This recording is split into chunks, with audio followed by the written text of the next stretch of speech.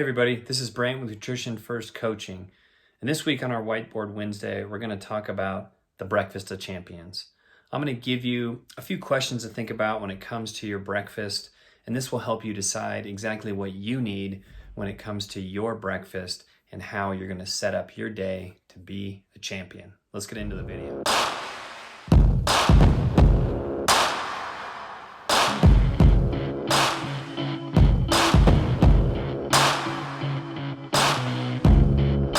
So how do you start your day off being a champion? My first question is breakfast really the most important meal of the day? I don't think it is. That was marketing hype. It got us to start eating crappy foods like cereal, which is probably one of the worst ways you could start your morning, depending on some of the questions we're going to look at. Now, I put this last, but I would think about it first. What is your objective? And this is going to tie into all the other questions. And this is going to help you think about how to design your breakfast, or let's call it the first meal of the day. It's the breakfast because it breaks your fast from the last time you ate the night before. And that's one of our things to think about is how long since your last calorie. I pretty much wrote all these out of order, so we're just going to go through them. If you didn't eat your last calorie till 9:30 or 10 o'clock the night before and you're going for a run at 6:30 in the morning, you probably don't need much. Unless your run's going to be really long or you're going to have a lot of intensity to it, then you can probably take a bottle of something, probably some essential amino acids, maybe even a little bit of a carb powder in there, some electrolytes. It's all you need. You'll be fine for a good 60 minutes to even 90 minutes from that point. But if you ate your last meal at 7 p.m. and then you're not going to eat again until 8:30 or 9, but you're going to get a run in at 7 a.m., now you're talking a 12-hour window. This is where we got to start to think a little bit more about how our bodies work. And this is where you need to be honest with yourself. Like, what type of metabolism do you have? Are you a carb burner? So called a sugar burner. So you're the type of person that you eat a meal, 3 or 4 hours later, you're kind of in that hangry state where you just feel like you have to eat something. If you go 5 or 6 hours, you get to the point where you just don't feel good. You don't have energy. You might be dizzy. Your body's in this constant state of eat a decent amount of carbohydrates or eat foods that raise your blood sugar. Your body has to produce insulin, bring your blood sugar back down. This whole cycle happens in about 2 to 2.5, maybe 3 hours. So then when you hit that 3-hour mark, your blood sugar is dipping again. And for your body to bring that back up, it's easier just to tell you, I'm hungry, give me some food to eat, then for you to kind of fight through that for an hour or two, probably feel terrible maybe for that 3rd hour, and then try to level off as your body starts to try to go to fat for a little bit of energy to metabolize.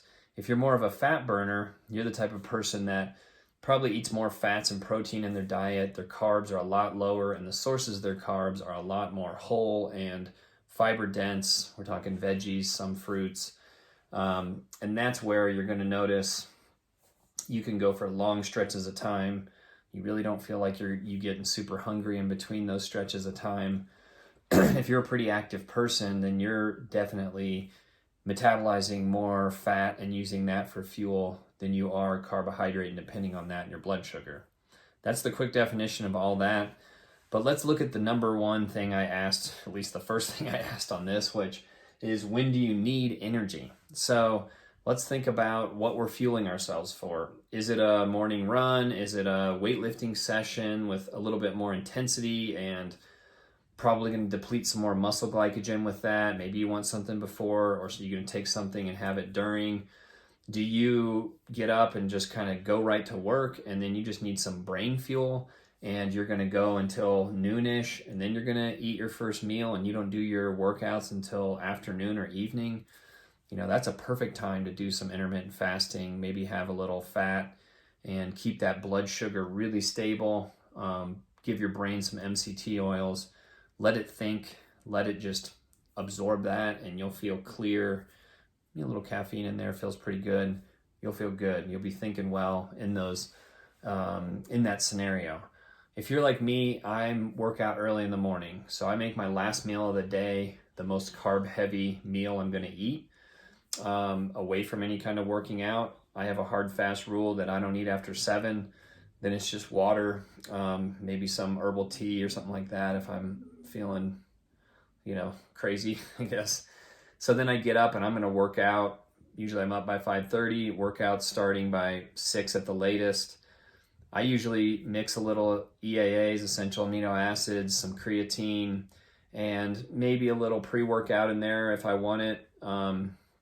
That'd be something I'll drink either right before or during if I'm doing some weightlifting or something in the gym. If it's right before, that usually means I'm going cycling or running, and so I can do that with relatively ease without any calories, and that can be 45 minutes to an hour of that. And then I'll come home. Then my first meal, this is when I really feel like I need to fuel myself to replenish the glycogen, recover, feel good. This is the one I posted in the Facebook page that I talked about. Greek yogurt, mix a little whey protein in there, kind of make it flavored because you're having a non-flavored Greek yogurt. Then I'll usually put some berries on there and maybe even some granola for a little bit of extra carbohydrates in there. So I'm getting a nice dose of protein and carbs when my body's really hungry for that and ready to just kind of drive it right into the muscles. Think about all that in terms of what you're going for, what your objective and your goal is. If it's losing weight, maybe some intermittent fasting is good for you. If you work out later in the day, maybe intermittent fasting is better and you load your carbs up around those workout times. If you work out earlier, maybe your fasting period becomes fueling before your workout or a little bit before, right after, having a morning snack, eating a really good lunch or a late lunch, and then you don't eat in the evenings. And your fasting time is from 2 p.m. till 6 a.m. the next day. That's an easy way to do it as well. As you can tell, I'm a big fan of getting at least a 12-hour window of not eating anything, trying to keep that window in there so that you give your body time to like kind of do something besides digesting food all the time. Some specific recipes, things that I like. I'm a big fan of things that are quick and easy. Egg bites, mix up a bunch of eggs, blend it all up, put whatever you want in there in terms of veggies, peppers, onions, mushrooms, spinach, whatever. Put it in. We have silicone muffin cups. Put it in those. Can do those in the oven. We also have little silicone kind of muffin tins that you put in an Instapot, little water on the bottom. We have enough to make 18 of those. Bang those out really quick and easy. It could be something simple like the mixing whey with a little bit of Greek yogurt, getting an extra dose of protein in there, and then a little bit of carbohydrates with it. I'm also a big fan of making sure you start the day off with that first meal has a pretty good dose of protein. Shoot for at least 30 or 35 grams, and depending on your needs, I push mine to 50, 55 grams or so that I can get up into that 150 plus range, especially on days where I've done quite a bit of working out and I need, more protein to just kind of maintain and build for me. So think about those questions when you're thinking about what's the perfect meal for you and what's going to make you a champion. Breakfast is not the most important meal of the day, despite what Kellogg's will tell you. And think about it in terms of stability in your blood sugar, fueling yourself and your metabolic needs. Where do you need your energy at? When do you need your energy?